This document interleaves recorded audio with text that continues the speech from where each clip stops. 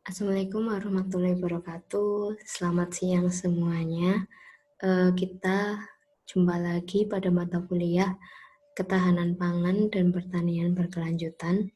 Minggu ini adalah minggu terakhir, pertemuan terakhir untuk mata kuliah Ketahanan Pangan dan Pertanian Berkelanjutan. Dan materi kita pada minggu ini adalah terkait dengan pertanian berkelanjutan, di mana pertanian berkelanjutan ini merupakan proses perkembangan terakhir dari perjalanan pertanian yang ada di dunia, khususnya di Indonesia. Pertanian berkelanjutan itu berkenaan dengan pertanian yang menggambarkan sistem pertanian yang mampu mempertahankan produktivitas dan kegunaannya bagi masyarakat tanpa batas waktu. Sistem semacam itu harus melestarikan sumber daya, mendukung sosial, kompetitif, secara komersial, dan ramah lingkungan.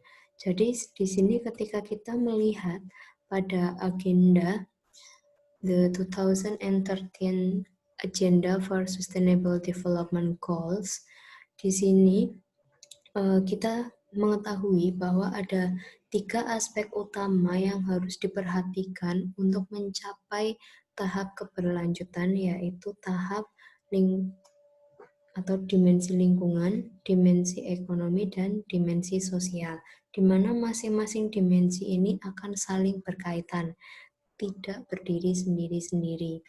Nah, pertanian berkelanjutan itu dimaksudkan untuk memenuhi kebutuhan pertanian pada masa sekarang tanpa mengurangi atau merusak kebutuhan pertanian di masa yang akan mendatang dengan memperhatikan 3 variabel ini, 3 aspek ini.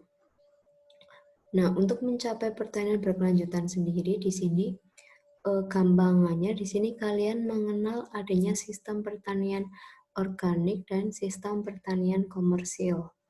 Pertanian berkelanjutan hampir mirip dengan pertanian organik karena dalam pertanian berkelanjutan itu kita lebih memperhatikan terhadap kondisi dan kualitas dari lingkungan sendiri, tidak seperti pertanian komersil yang selalu berpusat pada hasil produksi yang banyak tanpa memperhatikan kondisi lingkungannya. Nah, ada 3 elemen yang sangat penting dalam pertanian berkelanjutan. Yang pertama, income generation atau menghasilkan pendapatan.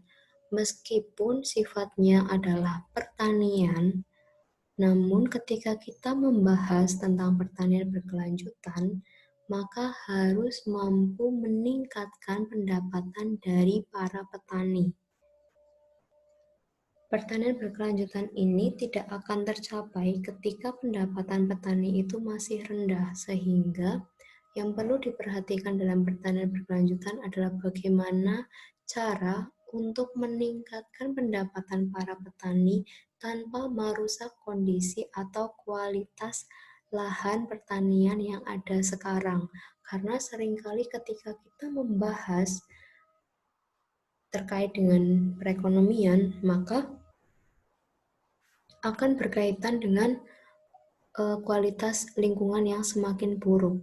Jadi di sini pertanian berkelanjutan itu harus mampu menghasilkan pendapatan petani dengan cara memanfaatkan lahan seoptimal mungkin. Yang kedua adalah natural resource conservation atau konservasi sumber daya alam. Seperti yang tadi saya bilang juga, jadi dalam pertanian berkelanjutan, selain memperhatikan pada peningkatan aspek pendapatan, tapi juga harus diperhatikan bagaimana upaya konservasi yang dilakukan pada lahan pertanian tersebut. Jangan sampai lahan pertanian yang dijadikan sebagai sumber atau areal produksi ini tuh mengalami kerusakan, karena ketika lahan pertanian mengalami kerusakan atau mengalami penurunan kualitas, itu diperlukan biaya yang sangat banyak dan waktu yang cukup lama untuk memperbaiki kondisi tanah menjadi lebih baik. Jadi perlu ada upaya konservasi. Dan yang terakhir, yang ketiga adalah food availability and consumption. Pangan dan bahan konsumsi lain. Dalam pertanian berkelanjutan, di sini seringkali yang dipikirkan oleh para petani adalah, oh berarti kalau saya menjadi petani maka saya harus menanam padi.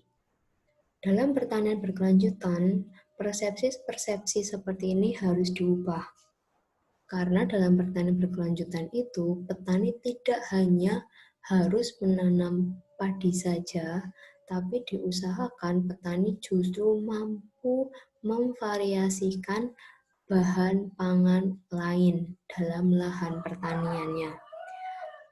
Nah, contoh untuk pengaplikasian dari pertanian berkelanjutan sendiri di sini mungkin saudara seringkali melihat ada suatu lahan pertanian di mana lahan pertanian padi ini juga dibarengi sebagai tempat budidaya ikan.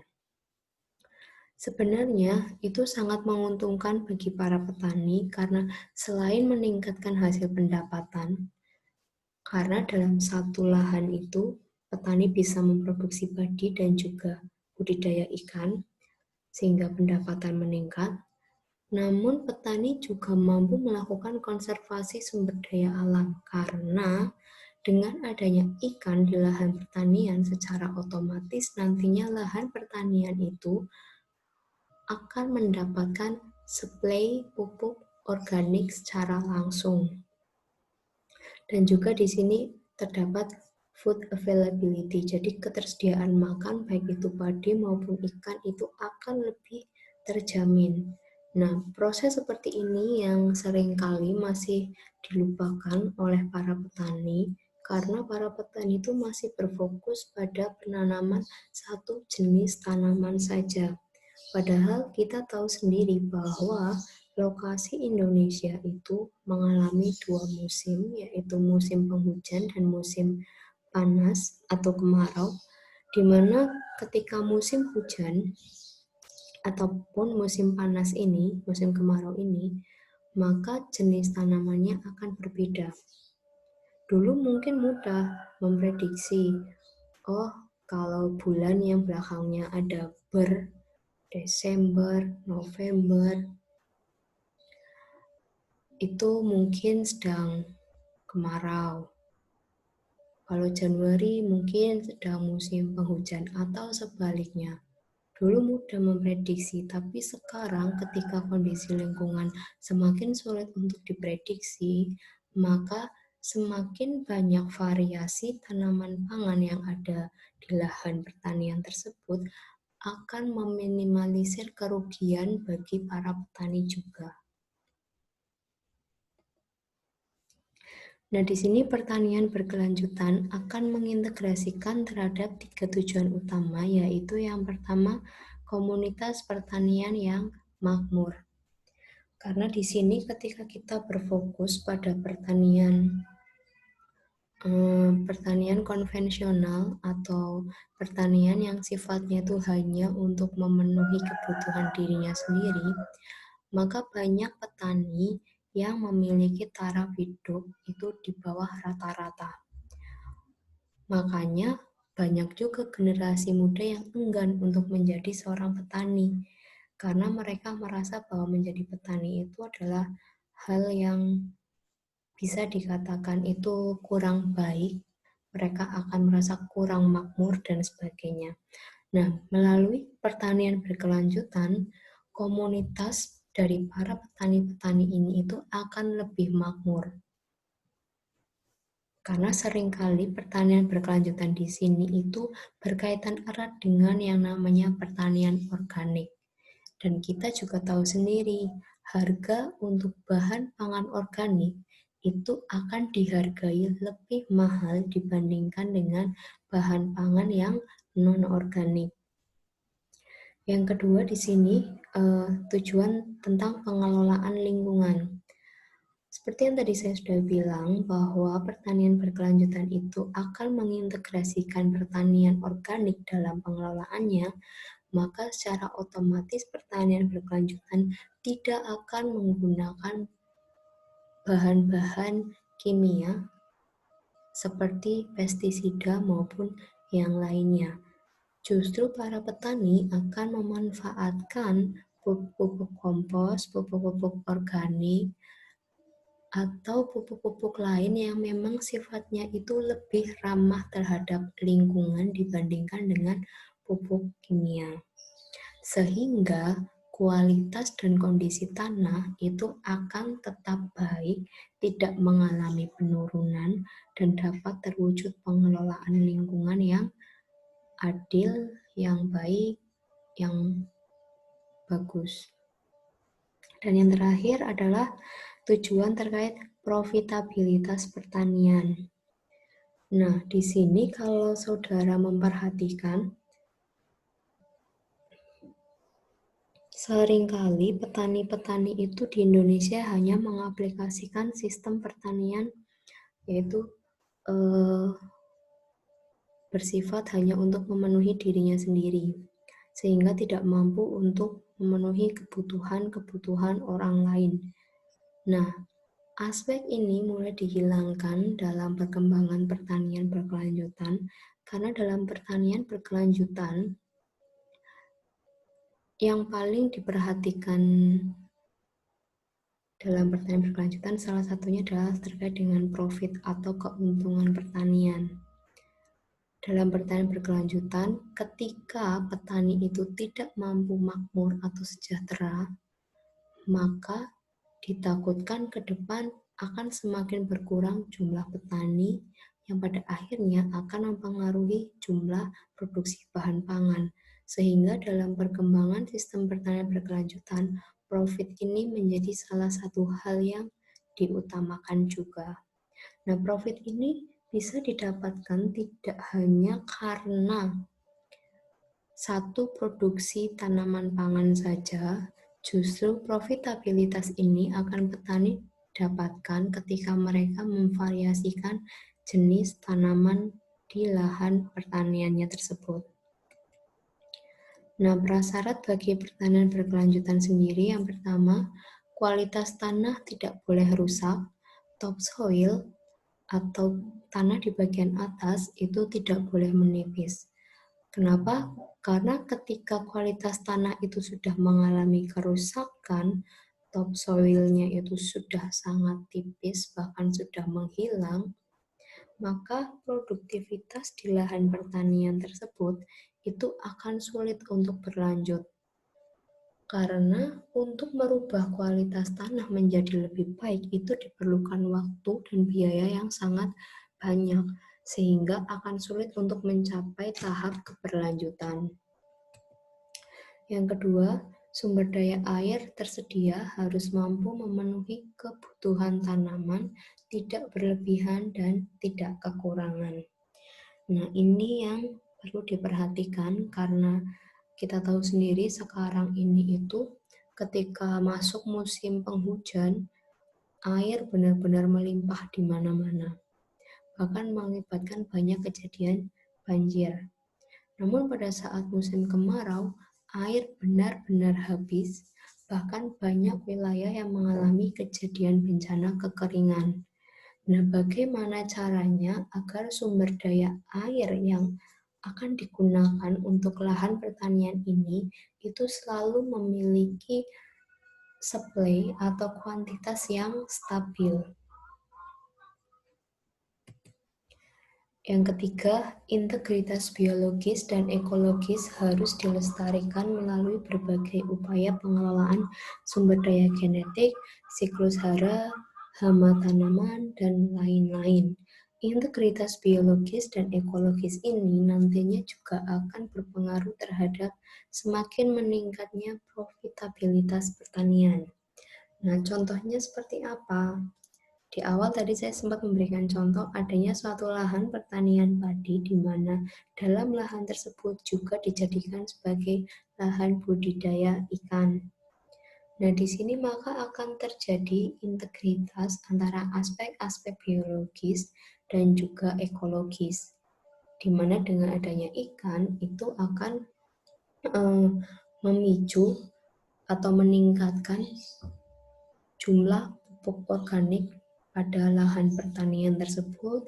Selain itu juga dengan adanya ikan mengurangi hama-hama tanaman juga, dan lain sebagainya. Yang keempat, sistem harus menguntungkan secara ekonomis. Jangan sampai dengan adanya sistem pertanian berkelanjutan ini justru semakin memperberat usaha-usaha dari para petani. Oleh karena itu, seringkali di sini petani itu tuh akan dihadapkan pada pilihan. Bagaimana cara untuk memanfaatkan lahan yang seminimal mungkin, namun menghasilkan hasil yang cukup banyak tanpa merusak kondisi lahannya. Oleh karena itu, petani seringkali di sini harus melakukan beberapa tahapan agar sesuai dengan pertanian berkelanjutan.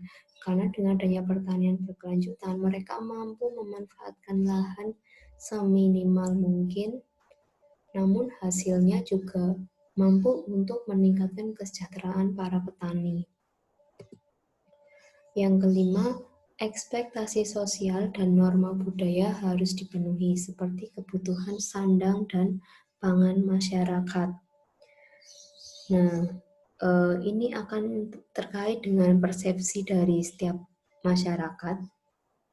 Ketika masyarakat melihat ada seorang individu yang bekerja sebagai petani, seringkali individu tersebut itu dianggap sebagai masyarakat yang kurang mampu.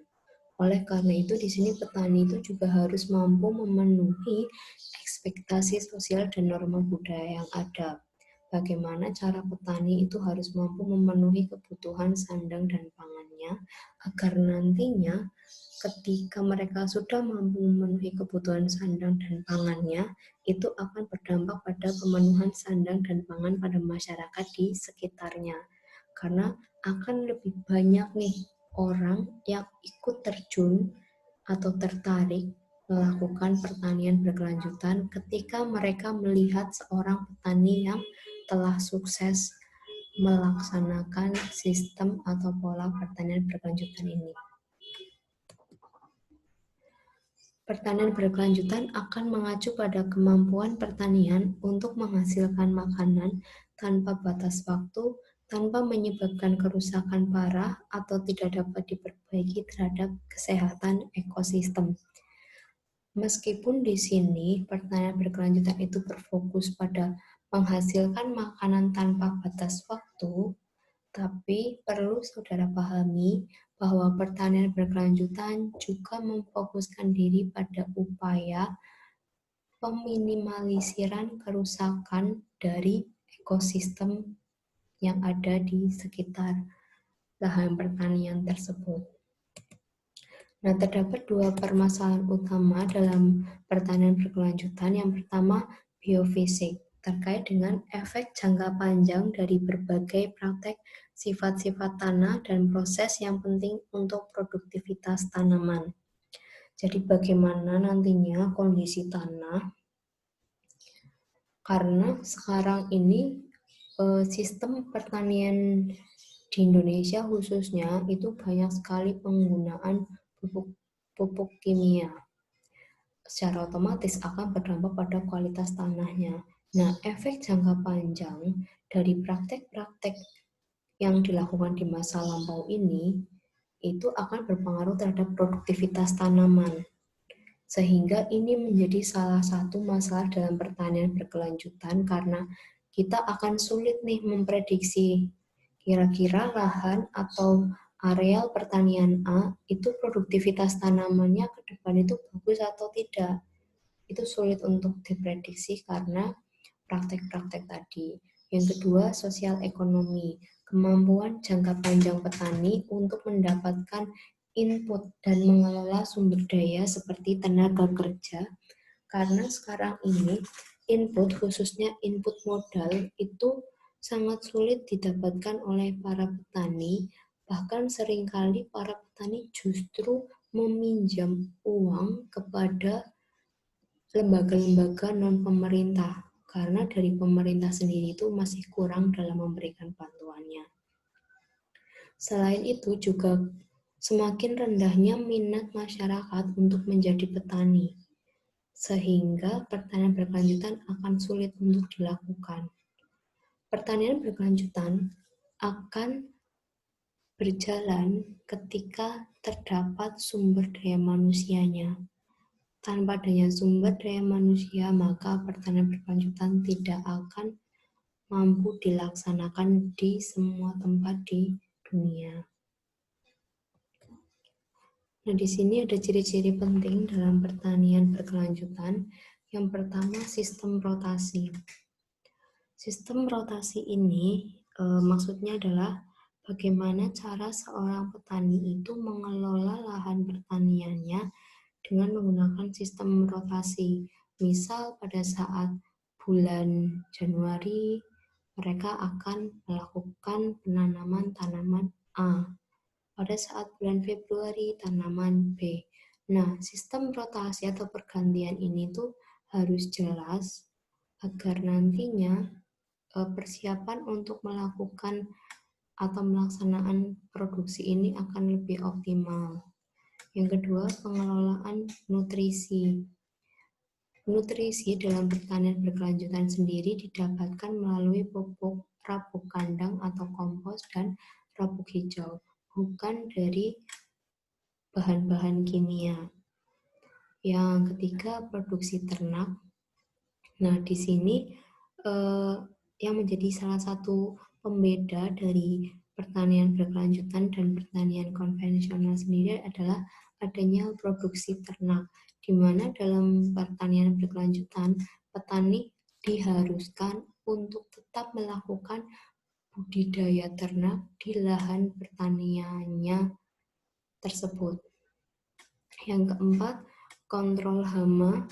Nah, kontrol hama ini itu juga bisa dilakukan melalui kontrol secara biologis maupun treatment pestisida. Namun, treatment atau perawatan menggunakan pestisida ini itu dilakukan melalui tahapan-tahapan tertentu, tidak seperti yang dilakukan oleh petani-petani sekarang.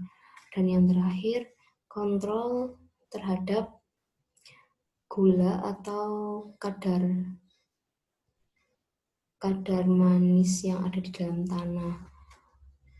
Nah, petani harus memperhatikan kelima ciri-ciri ini agar nantinya hasil atau produksi pertaniannya itu tetap mampu memenuhi kebutuhan-kebutuhan yang ada di masyarakat.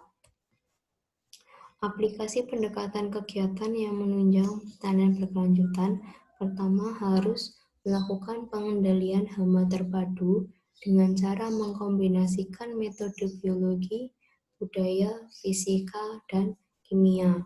Jadi di sini pengendalian hama itu tidak hanya dilakukan secara biologi, tapi juga bisa dilakukan melalui budaya, fisika, dan kimia. Mungkin di sini saudara sering melihat kalau di lahan pertanian yang ada di desa itu seringkali petani itu meletakkan orang-orangan sawah dan juga tali-tali di sekitar lahan pertaniannya. Itu merupakan salah satu metode budaya dalam pengendalian hama terpadu. Yang kedua, sistem rotasi dan budidaya rumput. Memberikan tempat bagi binatang ternak di luar areal pertanian pokok. Jadi seperti yang tadi saya bilang, dalam satu lahan pertanian, selain digunakan sebagai produksi padi, tapi lahan pertanian tersebut juga harus mampu digunakan sebagai lokasi budidaya ikan sebagai contohnya. Jadi di sini terdapat sistem rotasi dan budidaya yang jelas. Yang ketiga, konservasi lahan, karena pertanian berkelanjutan itu syarat paling utamanya adalah adanya konservasi lahan. Yang keempat adalah menjaga kualitas air atau lahan. Nah, dengan adanya upaya untuk menjaga kualitas air dan lahan ini, maka suatu lahan pertanian itu akan lebih mudah dikontrol keberlanjutannya karena adanya kualitas air dan lahan yang baik. Tapi ketika kualitas air maupun lahannya itu buruk, maka akan semakin sulit untuk memenuhi target atau pangsa pasar dalam aspek bahan pangan sendiri. Diversifikasi lahan dan tanaman. Diversifikasi lahan dan tanaman ini seringkali dilakukan oleh petani ketika memasuki musim penghujan dan musim kemarau. Nah, diversifikasi yang dilakukan pada pertanian berkelanjutan ini itu lebih pada upaya penanaman berbagai jenis tanaman pangan pada satu waktu. Jadi tidak lagi memperhatikan, oh lagi musim kemarau nih, berarti harus diganti jenis tanamannya. Oh lagi musim penghujan, berarti tanamannya harus ini. Tidak, dalam pertanian berkelanjutan itu, dalam satu waktu, baik itu musim penghujan atau musim kemarau, itu si petani harus tetap melakukan diversifikasi. Oh, kalau musim kemarau, berarti tidak hanya menanam singkong, mungkin bisa menanam tanaman-tanaman lain sehingga nanti mampu meminimalisir pengeluaran dari para petani sendiri.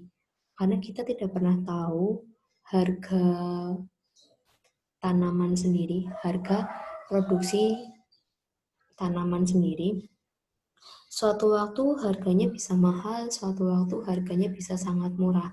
Nah, dengan adanya diversifikasi lahan dan tanaman, maka petani dapat meminimalisir adanya kerugian akibat hal tersebut.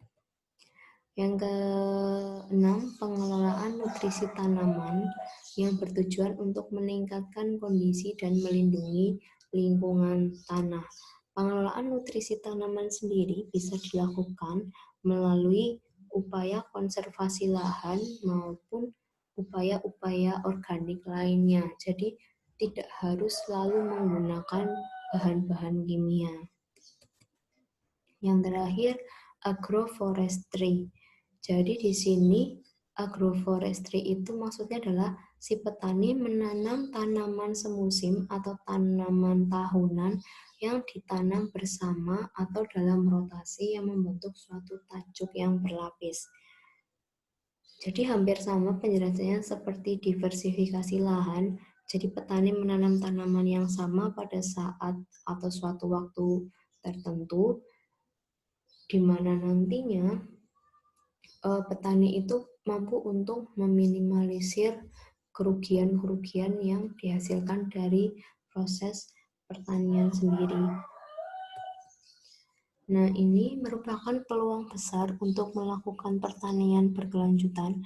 Di sini pertanian berkelanjutan tidak harus selalu dilaksanakan di lahan pertanian yang sifatnya luas, tapi juga bisa dilakukan melalui sistem hidroponik atau medianya adalah hidroponik, di mana nanti di sini saudara bisa melihat sendiri untuk air itu lahan pertanian yang luas itu menggunakan air hujan dan ditunjang air irigasi.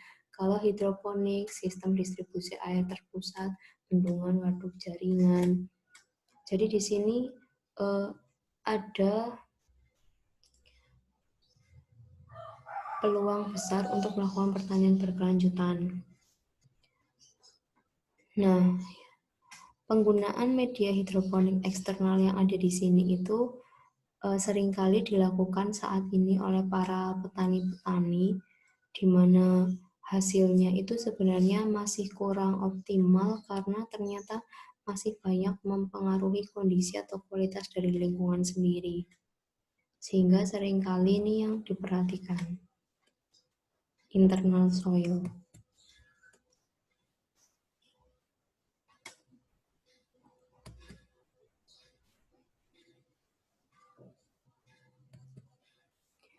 Nah, ciri spesifik dari pertanian berkelanjutan sendiri yang pertama adalah bernuansa ekologis. Seperti tujuan dari pertanian berkelanjutan, yang paling pertama adalah konservasi terhadap sumber daya alam. Jadi dengan adanya pertanian berkelanjutan yang dilakukan oleh petani, itu nuansanya akan lebih ekologis karena penggunaan pupuk dari bahan organik.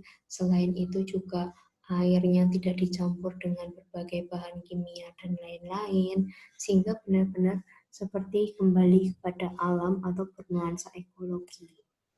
Yang kedua, berjiwa sosial. Dengan adanya pertanian berkelanjutan, maka petani-petani yang ada itu akan lebih mudah untuk melakukan sosialisasi, karena di sini petani itu sudah tidak lagi mendapatkan stigma dari masyarakat sebagai masyarakat yang kurang sejahtera. Dalam suatu sistem pertanian berkelanjutan, petani itu kondisinya sama dengan yang lain, tidak lagi dianggap sebagai masyarakat yang kurang mampu atau sebagainya. Yang ketiga, bernilai ekonomis, karena dengan adanya pertanian berkelanjutan, di mana pertanian berkelanjutan akan mengintegrasikan pertanian organik, maka harga dari produksi hasil pertanian berkelanjutan biasanya akan lebih mahal dibandingkan dengan harga bahan pangan atau harga bahan pertanian yang non-organik. Berbasiskan ilmu holistik. Jadi dalam pertanian berkelanjutan ini itu dasarnya adalah ilmu-ilmu holistik, benar-benar ilmu-ilmu yang mendalam dan kompleks. Karena untuk mewujudkan suatu sistem pertanian berkelanjutan itu tidak hanya memperhatikan aspek lingkungan saja, tapi juga harus memperhatikan aspek ekonomi maupun sosialnya. Yang kelima, berketepatan teknik. Nah, dalam suatu sistem pertanian berkelanjutan, petani juga harus memperhatikan aspek-aspek keteknisan, seperti bagaimana cara untuk mengalirkan air yang baik, bagaimana cara agar nantinya menghasilkan produksi tanaman yang baik dan banyak, dan lain sebagainya. Berketepatan budaya. Kenapa pertanian berkelanjutan berketepatan budaya? Karena pertanian berkelanjutan ini itu akan lebih memperhatikan pada kesesuaian jenis tanaman dengan lokasi. Tidak semua tempat itu cocok untuk dijadikan sebagai area lahan pertanian. Nah, dengan melalui sistem pertanian berkelanjutan, maka petani akan memperhatikan, oh, wilayah A ternyata lebih sesuai nih untuk penanaman singkong. Oh, pertanian B ternyata lebih cocok untuk penanaman padi. Jadi benar-benar berketepatan budaya. Dinamis, karena pertanian berkelanjutan selalu mengalami perubahan-perubahan terus-menerus setiap tahunnya. Dan yang terakhir, peduli keseimbangan gender. Nah, gender ini salah satu faktor yang seringkali menyebabkan para petani itu tuh jumlahnya semakin sedikit. Karena ada stigma bahwa seorang perempuan itu seharusnya tidak melakukan pekerjaan sebagai petani. Karena petani merupakan pekerjaan yang berat. Jadi seharusnya adalah laki-laki. Nah, adanya stigma ini pada akhirnya semakin menurunkan minat masyarakat untuk menjadi seorang petani. Nah, melalui sistem pertanian berkelanjutan di mana pengelolaannya memang mengalami perubahan banyak sekali, akhirnya terwujud kepedulian atau keseimbangan gender. Nah, ternyata meskipun banyak sekali wilayah-wilayah yang mencoba untuk mengaplikasikan pertanian berkelanjutan, ternyata di Indonesia sangat sulit untuk mewujudkan adanya pertanian berkelanjutan. Kenapa? Karena pertumbuhan penduduk dan kemiskinan yang semakin meningkat setiap tahunnya. Adanya pertumbuhan penduduk mau tidak mau akan mempengaruhi luas lahan areal pertanian. Semakin banyak penduduk secara otomatis akan membutuhkan semakin banyak rumah atau tempat tinggal. Di mana rumah atau tempat tinggal ini biasanya akan didapatkan dengan cara melakukan alih fungsi lahan pertanian menjadi areal terbangun.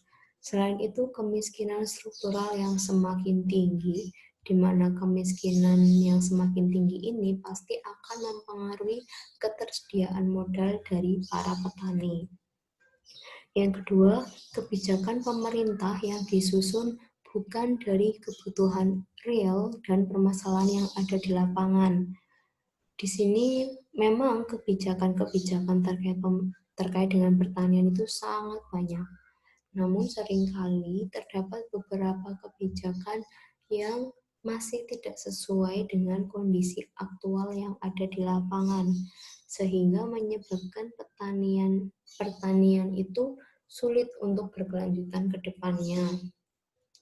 Contoh kebijakannya adalah di sini ada kebijakan terkait tata ruang, di mana suatu area atau wilayah A itu masih bisa diperuntukkan atau dilakukan pembangunan bagi tempat tinggal masyarakat.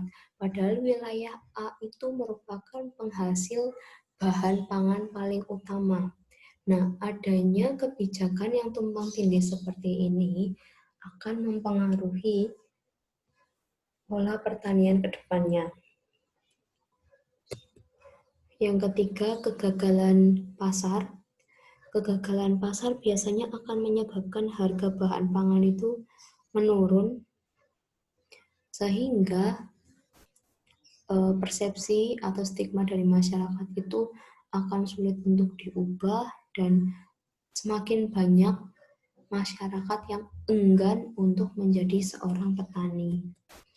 Hak kepemilikan lahan dan sumber daya yang semakin sedikit, bahkan di Indonesia itu hak kepemilikan lahannya sangat rendah. Kebanyakan petani di Indonesia itu adalah sifatnya petani gurem. Mereka hanya bekerja di lahan pertanian milik orang lain, bukan lahan pertanian miliknya.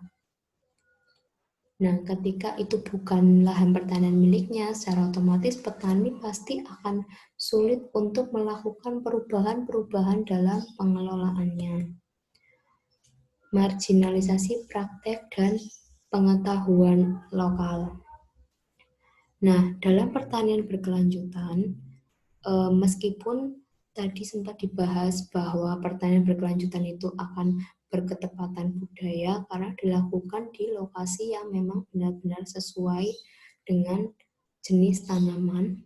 Namun, di sini pengetahuan lokal itu juga menjadi salah satu penyebab dari pertanian yang tidak berkelanjutan ini.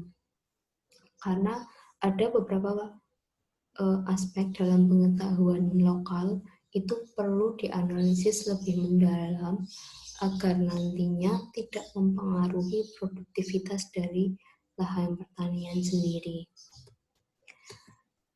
Nah, itu saja materi kita pada minggu ini terkait dengan pertanian berkelanjutan. Ini adalah pertemuan terakhir pada mata kuliah ketahanan pangan dan pertanian berkelanjutan. Nanti awal Juli akan ada ujian akhirnya. Ujian akhir sendiri di sini lebih sifatnya adalah lebih aplikatif.